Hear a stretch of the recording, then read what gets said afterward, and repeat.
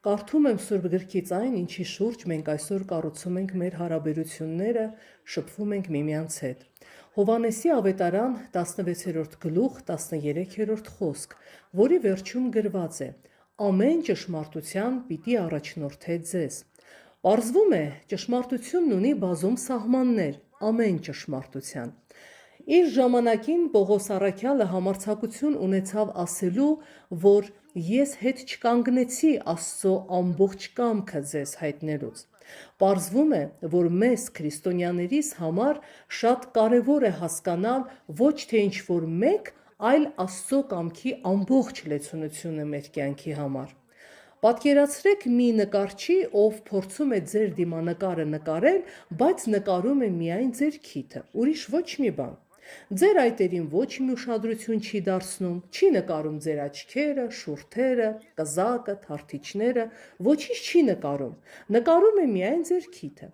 Ես ձեզ հարց եմ տալիս. դուք ունեք հնարավորություն տեսնելու ձեր դիմանկարը, եթե նկարիչը նկարել է միայն ձեր քիթը։ Դուք վստահաբար կարող եք ասել, որ միգուցե իմ քիթը կարող եմ տեսնել, բայց դիմանկարը ոչ։ Ահա սրա նման վերաբերմունք կա նաև Աստծո կամքի նկատմամբ։ Բարեկամներ, մեզ համար շատ կարևոր է ընդունել Աստծո կամքի ամբողջությունը։ Կարդում եմ Տիտոսի թղթի 2-րդ գլուխ 11-րդ խոսքը, քանզի Աստծո փրկարար շնորհքը բոլոր մարդոց երևցավ։ Այստեղ ցանկանում եմ մի կարևոր արտահայտություն տեսնեք։ Ինչ է անում Աստծո շնորհքը, այն փրկում է։ Եվ մենք քաջ գիտենք, թե որքան ողորմած, որքան բարի է, որքան առատաձեռն է Աստված իր շնորհքի մեջ, փրկելով երկրի վրա ապրող յուրաքանչյուրին։ Կորստյան փոսից հանելով, տղմալից կավից բարձրացնելով դնում է մեզ փրկության վեմի վրա եւ ավելին մեր շուրթերին նոր երկ է դնում Հիսուս Քրիստոսի փառքի համար։ Բայց հաջորդ համարը շարունակում է, որ Աստծո շնորհքը միայն չի փրկում մարդուն, այլ շարունակում է էլի ինչ-որ բան անել նրա հետ։ Կարդում եմ հաջորդ 12-րդ համարը։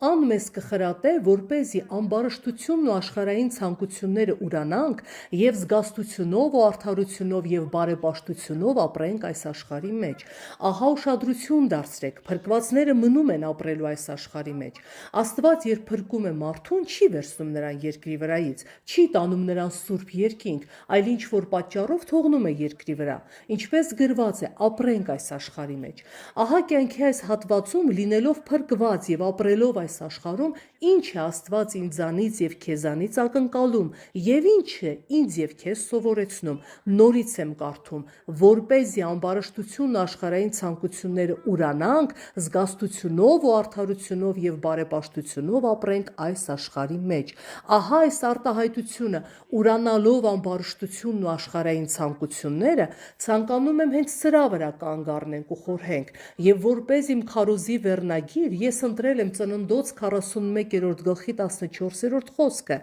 այն ատեն փարավոր մարդ ղրկեց ու կանչեց Հովսեփը։ Շուտով բանտեն հանեցին զանիկա եւ ածիլվեցավ ու իր հանդերձները փոխեց ու փարավոնին եկավ։ Իմ քարոզի թեման է փոխեց հանդերձները։ Ասացեք խնդրեմ, այն շնորհքը, որ մեզ փրկեց, երբ նա շարունակում է մեզ վրա աշխատել եւ սովորեցնում է ուրանալ աշխարհային ցանկություններն ու ամբարշտությունը, ինչ եք կարծում, աշխարհային ցանկությունները կարող են երբեմն վերաբերել մեր հագուստին, թե ոչ։ Ընդհանրապես հագուստը կարող է ինչ որ կերպով կապված լինել աշխարհային ցանկությունների հետ, բայց գրված է, որպեսզի մենք կարողանանք ուրանալ ամբարշտությունն ու աշխարհային ցանկությունները։ Ես կկարդամ Հուդայի թղթի 23-րդ խոսքը. «Եվ ոմանք վախով ազատեցեք, կրակեն հափշտակելով զանոնք, ատելով մարմնեն աղտոտված հանդերձնը»։ Ասացեք խնդրեմ, այդ ինչ հագուստ է, որը մարմնից աղտոտվել է։ Այդ ինչ հագուստ է, որը թեև համարվում է հագուստ, բայց ինչ որ ձևով աղտոտվել է մարմնից։ Գիտեք բարեկամներ, թե դա ինչ հագուստ է։ Դա այն հագուստն է, որը հակառակ սեռի մոտ առաջացնում է այն, ինչը պետք է սովորենք ուրանալ։ Ինչպես գրված է, ուրանալով ամբարշտությունն ու աշխարհային ցանկությունները։ Կարող ենք մենք այնպիսի հագուստ ունենալ, որը մեկ այլ մարդու մոտ հրապուրանք եւ գայթակղություն կառաջացնի։ Ինձ մի անգամ շատ դուր եկավ մի արտահայտություն, որը կարդացել էի մի գրքում, շատ արժեքավոր միտք։ Ցանկությունը քնած է այնքան ժամանակ, մինչև որ գայթակղությունը նրան չի արթնացնում։ Ես հարցնում եմ ձեզ, իսկ կարելի է հագուստով հենց այդ նույն գայթակղությամբ, որի շնորհիվ արթնանում է ցանկությունը, լինել նման բան։ Վստահեցնում եմ, որ այո։ Դրա համար էլ Հուդա առաքյալը հենց ուղիղ է ասում. ատեք մարմնից աղտոտված հագուստը։ Դրա համար էլ մեզ պետք է այնպիսի մարդիկ լինել, ովքեր առավելագույն իմաստություն եւ հմտություն են ցուցաբերում հագնվելու հարցում, որպեսզի որևէ մեկի համար գայթակղություն չլինենք։ Ինձ շատ դուր եկավ երիտասարդ քույրիկի մի արտահայտություն, որը նա լսել էր ռեստորանի հաճախորդներից մեկից, որտեղ նա աշխատում էր որպես մատուցողուհի։ Այդ աղջիկը ապրում է Պորտլենդում եւ լինելով քրիստոնյա աշխատում էր ռեստորանում որպես մատուցողուհի։ Հերթական անգամ, երբ նա ճաշատեսակ է մատուցում հաճախորդին, վերջինս նրան ասում է հետևյալը. «Գիտեք, Աստված ձեզ օժտել է աննկարագրելի օրհնությամբ, նա ձեզ տվել է կանացի գեղեցկություն»։ Եվ հետո ավելացնում է. «Ձեզ վրա վերցրեք բարձր պատասխանատվություն, որպեսզի որևէ մեկի համար գայթակղության քար ու գլորման վեմ չդառնաք»։ Ես ցանկանում եմ ձեզ հարց տալ, այս արտահայտությունն իմաստ ունի, թե ոչ։ Վստահեցնում եմ, որ այո։ Քանի որ պարզվում է, ունենալով գեղեցկություն, ինքնաբերաբար քեզ պետք է առաջնորդի բարձր պատասխանատվությունը։ Ինչու՞։ Քանի որ գեղեցկությունը կարող է գայթակղության քար ու գլորման վեմ դառնալ, որը վերջնական արդյունքում մարդուն կարող է տանել ցանկության եւ կրքի, որն էլ կարող է ավարտվել նրանով, ինչը կոչում ենք ողբերգություն եւ դժբախտություն։ Կարդում եմ Հակոբոսի 2-րդ գլխի 22-րդ խոսքը. «Կտեսնես, թե հավատքը անոր գործերուն հետ մեկտեղ գործեց, ու այն գործերով հավատքը կատարյալ եղավ»։ Ցանկանում եմ, որ այստեղ հետաքրքիր փոխադարձ կապ տեսնենք. հավատքը գործերի հետ մեկտեղ գործեց։ Ասացեք խնդրեմ, հավատքը սովորաբար մարդու որ մասում է գտնվում, այն որտեղ է տեղակայված։ Եվ հավանաբար դուք Աստվածաշնչում կարող եք գտնել այսպիսի արտահայտություն, որտեղ գրված է հավատալ ամբողջ սրտով։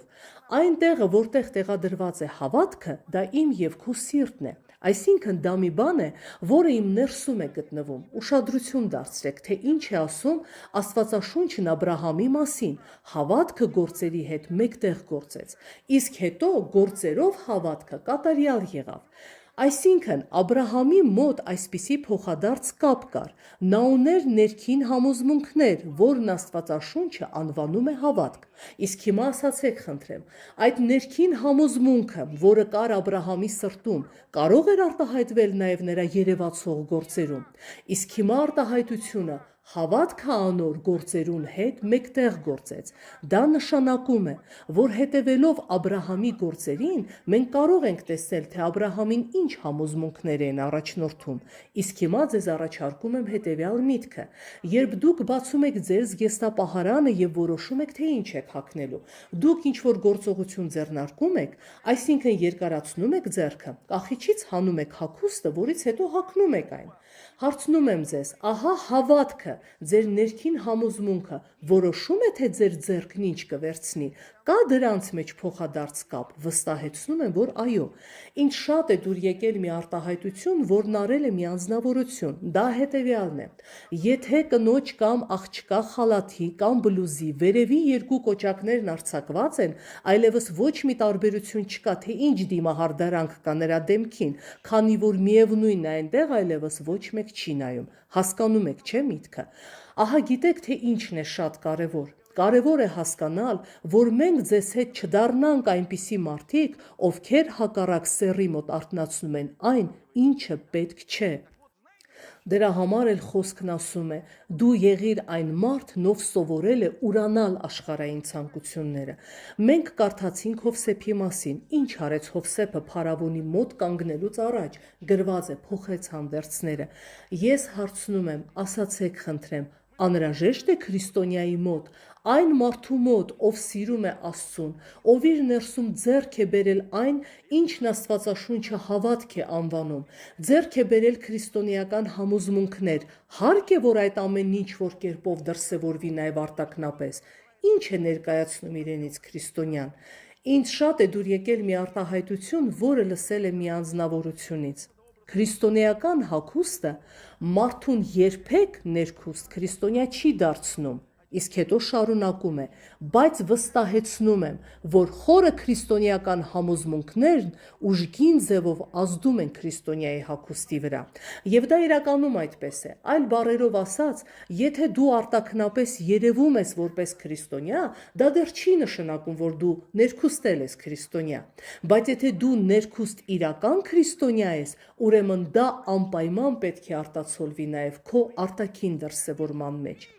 Մի անգամ ԱՄՆ-ում մի տղամարդ, նա ուներ երեխաներ, նա մի անգամ իր տղայի հետ զրուցում է։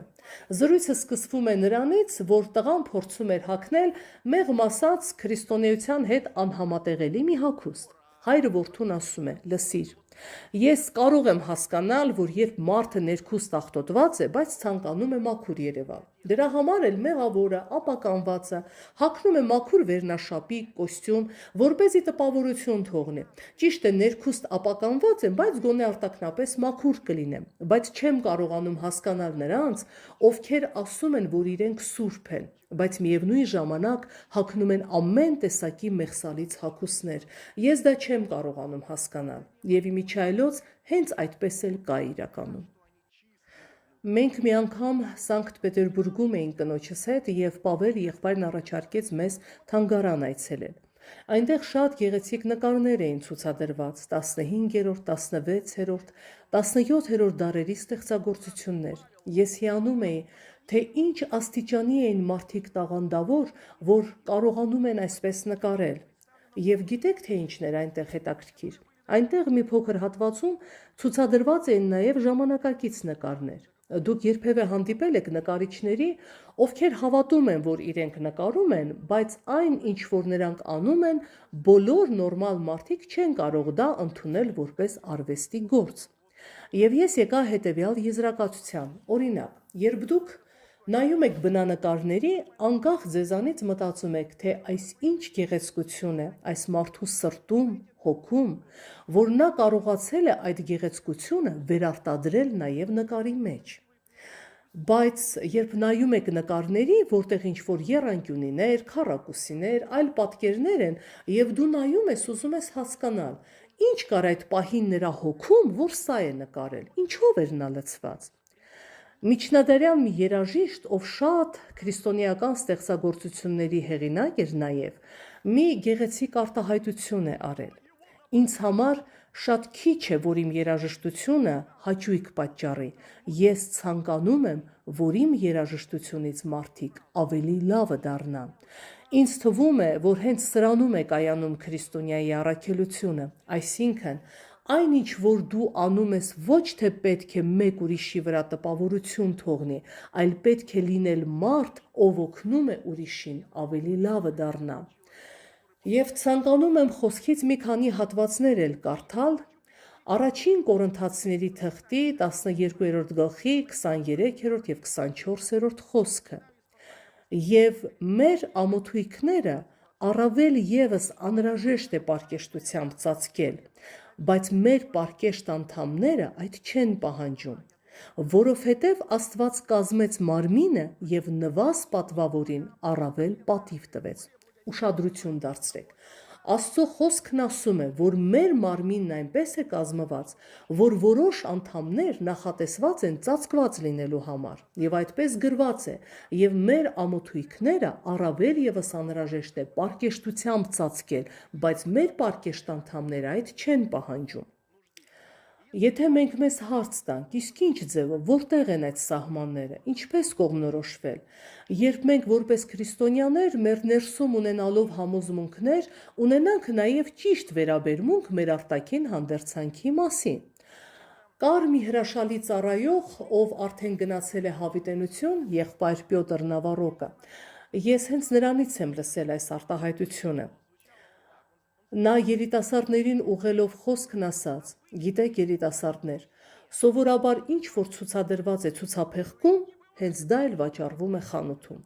Այսինքն չի լինում այնպես, որ ցուցափեղկում ինչ որ բան դրված լինի, ասենք ֆուտբոլային գնդակ եւ մտնեք խանութ ու տեսնեք, որ այնտեղ վաճառվում է կեֆիր, կաթ ու կարակ։ Այդպես չի լինում, չէ՞։ Այսինքն ինչ որ ցուցադրված է ցուցափեղկում, ձեզ ինքնաբերաբար հրավիրում են ներս դնելու այն, ինչ ցուցադրված է։ Ահա սա արդարացի է նաև մեր հանդեպ։ Այն, ինչ քո ներսում լցված է որպես արժեք, ինքնաբերաբար արտահայտվում է նաև քո արտաքինի վրա։ Կարդում եմ մի համար, որը մեզ հնարավորություն կտա հասկանալ Աստծո կողմից մեզ համար դրված սահմանները։ Առաջին Տիմոթեոս 2-րդ գլխի 9-րդ խոսքը։ Նույնպես ալ կիները վայելուչ հագուստով, ամոթխածությամբ եւ պարկեշտությամբ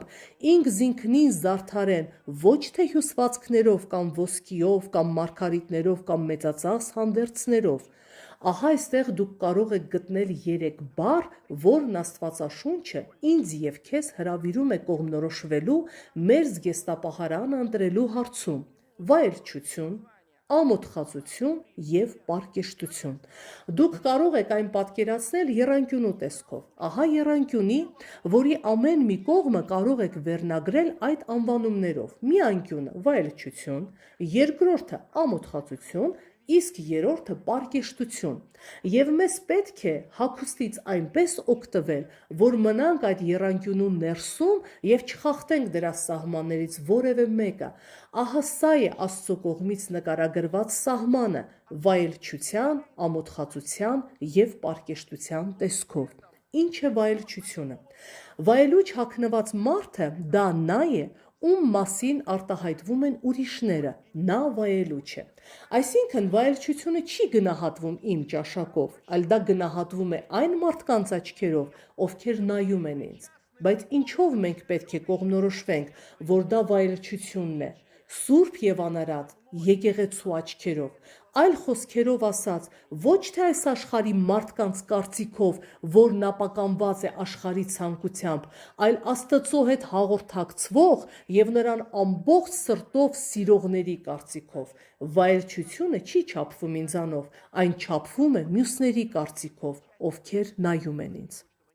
Երկրորդ ամոթխածությամբ։ Ամոթխածությունը, երբ մարդն ամաչում է հանրորեն ցուցադրել իր մարմնի այն մասերը, որոնք նախատեսված չեն դրա համար։ Այդ մասին մենք կարդացինք առաջին Կորինթացիների թղթում, որ մեր մարմնում կան անդամներ, որոնք պետք է ծածկված լինեն։ Հաջորդը դա պարկեշտությունն է։ Դա նշանակում է, որ ես պետք է հագնվեմ այնպես, որ հակառակ սեռի մոտ ցանկություն չառաջացնեմ։ Ահա այստեղ է թաքնված մեր կյանքի ողջ գաղտնիքը։ Աստվածաշնչյան այս համարը կարդացինք, ուրանալով ամբարշտությունը եւ աշխարհային ցանկությունները։ Ես ցանկանում եմ ձեզ կոչ անել, որ մենք բոլորս լինենք այնպիսի մարդիկ, որպեսզի ոչ մեկի համար չլինենք գայթակղության քար, ոչ մեկի համար չլինենք գլորման վեմ, բայց լինենք մարդիկ, ովքեր հանդիսանում են ոչ այլ կերպ, քան զարդարանք մեր Տեր եւ Փրկիչ Հիսուս Քրիստոսի վարդապետության համար։ Եվ ձեր ուշադրությունը ցանկանում եմ հրավիրել մի արտահայտության վրա, որը հիմա կկարդամ Հռոմայեցիների թղթի 12-րդ գլխի առաջին խոսքից. «Արդ կաղաչեմ ձեզի, եղբայրներ, Աստծո ողորմությունով, որ ձեր մարմինները ընծայեք կենդանի զոհմը, ուշադրություն դարձրեք։ Պարզվում է, որ իմ եւ ձեր մարմիններն Աստվածաշնչում գրված է, որ պետք է ընծայվեն որպես զոհ։ Իսկ հիմա կարդանք այդ զոհի բնութագիրը, թե ինչպիսին պետք է լինի՝ սուրբ, Աստծո հաճելի, որ է ձեր բանավոր պաշտոնը։ Ահա թե ինչու իմ քույրեր եւ եղբայրներ, քրիստոնյան դա այն մարդը չի, ով ունի ներքին համոզմունքներ, որը ոչ մի կերպ չի ազդում նրա արտաքինի վրա, այլ հակառակը։ Եթե դու քրիստոնյա ես, ես հիշում եմ, որ մեր եղբայրներից մեկը շուկայում հանդիպում է մի աղջկա, ով սկսում է շատ ազատ կերպով շփվել եղբոր հետ։ Վերջինս փորձում է նրա հետ խոսել ավետարանից, իսկ նա կես բառից ընդհատում է եւ ասում. «Պետք չի ինձ պատմել, ես այնպես էլ քրիստոնյա եմ»։ Եղբայրը նայում է այդ աղջկան եւ ասում. «Տեսնել դա չեմ կարող, իսկ հավատալ կփորձեմ»։ Գիտեք, եղբայրներ, լավ է մեզ լինել մարդիկ, ում ոչ թե պետք է հավատալ, որ մենք քրիստոնյա ենք, այլ լավ է, որ հնարավոր լինի դա տեսնել։ Ընծայենք մեր մարմինները որպես զոհ։ Հայտնության 6-րդ գլուխ 11-րդ խոսք. «Ճերմակ հանդերձներ տրվեցան անոնց, ասացեք խնդրեմ, Աստծո կողմից նրանց տրվեցին ճերմակ հանդերձներ, ինչ է դա նշանակում»։ Ես կարդում եմ Հայտնության 3-րդ գլխի 18-րդ խոսքը. Ես քեզի խորհուրդ կտամ, ինձ մեկ կրակի մեջ փորձված ոսկի ծախուար, որպեսզի հարստանաս ու ճերմակ հանդերձներ ուշադրություն դարձրեք, ճերմակ հանդերձներ Աստծո ձեռքից, որն Աստված առաջարկում է գնել։ Ինչ է անում այդ հանդերձը, ինչպես է վարվում նա մարմնի որոշ հատվածների հետ։ Կարդում եմ, որպեսզի հագնես, որպեսզի քո ամոթալի մերկությունը չերևնա։ Իսկ հիմա հարց եմ տալիս. հագուստ, որը Աստծո աչքերում հավանության է արժանանում, այն ցուցադրում է ամոթալի մերկությունը, թե ծածկում է այն։ Ինչի համար եմ ես դա ձեզ ասում, քանի որ բարեկամներ, մենք պետք է այնպիսի մարդիկ լինենք, ովքեր ուրացել են ամբարշտությունը եւ աշխարհային ցանկությունները։ Լավ է, երբ հանդիսանում ենք ոչ թե գայթակղություն, այլ զարդարանք մեր Տեր եւ Թագավոր Հիսուս Քրիստոսի համար։ Լավ է, երբ ես եւ դու ոչ թե հանդիսանում ենք գայթակղության քար ու գլորման վեմ, այլ հաճելի անուշահոտություն մեր Տեր Հիսուսի առաջ։ Ես հարց եմ տալիս իմ եւ քո արտաքինը, թե ինչպես ես դու երևում, ներկայանում մարդկանց, հանդիսանում է արդյոք քո ներքին համոզմունքների արտահայտություն։ Վստահաբար ասում եմ, որ այո։ Ձեր ուշադրությունն եմ հրավիրում նոր կտակարանից եւս մեկ համարի վրա, որից հետո մեր այս քննարկման եզրահանգումը կանենք։ Ղուկաս ավետարան 8-րդ գլուխ 28-րդ խոսք։ Այս խոսքից դուք կտեսնեք մի շատ հետաքրքիր օրինաչափություն։ Ինք ցամաքը ելլելուն պես այն քաղաքեն մարդ մը ելավ դեմը, որուն ներսը շատ ատենե ի վեր դևեր կային, ու անիկա հանդերձ չէր հագնել, ոչ ալ տան մեջ կբնակեր, հապա գերեզմաններում մեջ։ Ինչ է կարծում, ով էր օգնել այդ մարդուն հրաժարվել հագուստից։ Հենց այդպես էլ գրված է, որ նա հանդերձ չէր հագել։ Եվ միտքը, որ գրված է վերևում, տալիս է հարցի պատասխանը, նրա ներսում դևեր կային։ Իսկ հիմա ուշադրություն դարձրեք, այս մարդու հետ ինչ փոփոխություն եղավ, երբ հանդիպեց Հիսուսին։ Կարդում եմ 35-րդ խոսքը։ Մարդիկ ելան եղած բանը տեսնելու, եկան Հիսուսին, գտան այն մարդը, ուրկե դևերը ելեր էին, ուշադրություն, հագված ու խելքը վրան Հիսուսին ոտքերին քով նստած ու վախցան։ Ես հարցնում եմ ձեզ, առողջ դատողությունը, ինչպես գրված է խելքը վրան, ինչ է անում մարդու մարմնի հետ, մերկացնում է, թե ծածկում է։ Ինչ է անում մտքի առողջությունը մարդու մարմնի որոշ անդամների հետ։ Ահա պատասխանը, առողջ դատողության մեջ ապացույցը, հագված ու խելքը վրան Հիսուսի ոտքերի քով նստած։ Ես ցանկանում եմ ձեզանից յուրաքանչյուրին հրավիրել, լսիր բարեկամ, եթե մեկը քեզ համոզում կամ մտքեր է հաղորդում, որ քեզ պետք է բացել մարմնիդ որոշ մասերը եւ ցուցադրել բոլորին, կարող եմ վստահաբար ասել, որ դա քեզ կանչողի միտքը չի, դա հաստատապես Աստծուց չի, դա հաստատապես աստվածային հատկությունից չի բխում, դա հաստատապես նրա սուրբ եւ օրհնյալ ձեռքից չի։ Եվ ես ձեզ հրավիրում եմ, որ մենք լինենք մարդիկ, ովքեր ճիշտ են վարվում, ովքեր սխալներ թույլ չեն տալիս։ Ծննդոց 35-րդ գլուխ առաջին խոսք, Աստված ասաց Հակոբին. «Ելիր վեր դեպի Բեթել գնա ու հոն բնակե եւ հոն սեղան մշինե Աստծո, որ քեզի երևցավ քու եղբորդ Եսավին երեսեն փախած ատենդ»։ Հակոբ իր ընտանիքին ու բոլոր իրեն հետ եղողներուն ասավ. «Ձեր մեջ եղողոտար աստվածները վերցուցեք ու մաքրվեցեք եւ ուշադրություն դարձրեք, հանդերձնիդ փոխեցեք»։ Բարեկամներ, ինչու է դա կարևոր։ Եթե դուք նայեք 5 կտակարանային բազմաթիվ պատմությունների, երբ մարդիկ սրբություն էին փնտրում, զարմանալի է, որ նրանք ոչ միայն սրտերն էին սրբացնում, այլ սրտերի սրբացման հետ մեկտեղ այդ սրբությունն արտահայտվում էր նաև արտաքնապես, եւ թե ինչ հագուստ էին նրանք հագնում։ Թվոց 15-րդ գլուխ 38-րդ խոսք, որտեղ կտեսնենք մի շատ զարմանալի միտք, որն Աստված ինչ որ կերպով դրել է հագուստի մեջ։ Խոսե Իսրայելի որդիներին ու սե անոնց, որ իրենց ծոպեր շինեն իրենց հանդերձներուն քղանցքներուն վրա, իրենց սերունդներուն մեջ ու քղանցքին ծոպերուն վրա կապույտ ժապավեն մը դնեն։ Ցանկանում եմ ուշադրություն դարձնեք, հստակ նկարագրություն։ Հանդերձի ծայրերին պետք է ծոպեր լինեն, իսկ այդ ծոպերում պետք է կապույտ ժապավեններ լինեն։ Իսկ հիմա 39-րդ խոսքը. «Եվ ասիկա ձեզի ծոպ պիտի լինի, որպեսի դուք նայիք անոր ու Տիրոջը բոլոր պատվերները մտքերնիդ բերեք»։ Ցանկանում եմ հարց տալ, կարող է իմ եւ Քո հագուստը ուրիշին հիշեցնել Աստծո պատվիրանների մասին։ Ուշադրություն դարձրեք։ Իսրայելում այսպիսի հրաշալի նկարագրություն, կապույտ ժապավեններ անցկացրեք։ Ինչու՞, որպեսզի դրանց նայելով դու հիշես Աստծո պատվիրանները։ Իսկ հիմա հաջորդ հարցն եմ ցանկանում տալ. իսկ կարո՞ղ է հագուստը ծառայել այլ նշանակության համար։ Մարդը նայեց ու մոռացավ Աստծո բոլոր պատվիրանների մասին։ Ինչու՞, որովհետև նրանում ցուցադրված էր գիրք ու ցանկություն, որը նրան դրդում է ինչ-որ նվաստ ու անարժանավայել արարքի։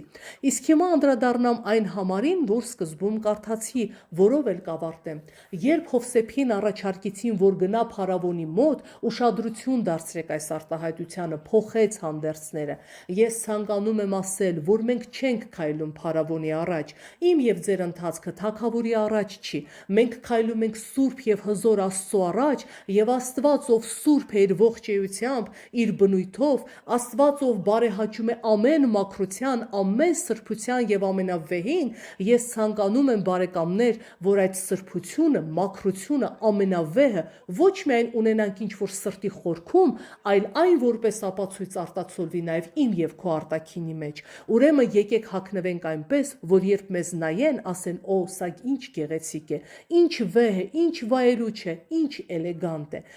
Գիտեք բարեկամներ, հրաշալի է, երբ դու քարոզում ես ոչ միայն շուրթերով, այլ նաև քո արտաքինով եւ բառապաշարով, երբ քո ամբողջ կյանքը նվիրված է ավետարանին, դու գայթակղություն չես, դու գլորման վեմ չես, այլ դու փառք ու զարդարանք ես Հիսուս Քրիստոսի համար։ Ես ցանկանում եմ այսօր, որ եթե ձեզանից որևէ մեկին մտքեր են գալիս հանդերձանքի մեջ ինչ-որ բան փոխելու համար, որպեսզի հաճոյանալ ինչ-որ մեկին գայթակղություն լինել, ես ցանկանում եմ ասել, որ այդտեղ չկա առողջ դատողություն եւ չկա ինչ-որ բան, որը կհամապատասխանի Հիսուս Քրիստոսի վարդապետությանը։ Հրավիրում եմ ձեզ, որպեսզի ինչպես Աստվածաշնչում է գրված, Աստված մեզ տվել է ոչ թե երկչոտության, այլ սորության, սիրո եւ զգաստության հոգին։ Վերջացնելով կրկնում եմ, հավատացեք, երբեք քո ճիշտ արտաքին հագուստը քեզ չի կարող դարձնել ներքուս քրիստոնյա, բայց եթե դու ունես իրական քրիստոնեական համոզմունքներ, որը քեզ Սուրբ Հոգին է սովորեցրել եւ առաջնորդել է ամեն ճշմարտության, որպեսզի հոգումդ ունենաս ճշմարիտ ճանաչողություն, ապա դա հաստատապես պետք է երևա քո գործերում, արտահայտություններում, արարքներում, արտաքինի վրա, այդ թվում նաեւ հագուստի։ Ես ձեզ հրավիրում եմ, որ հիմա խնդրենք Աստծո օրհնությունը մեր կյանքում, որպեսզի լինենք մարդիկ, ովքեր Քրիստոսի անուշ հոտն են տարածում։ Ամեն։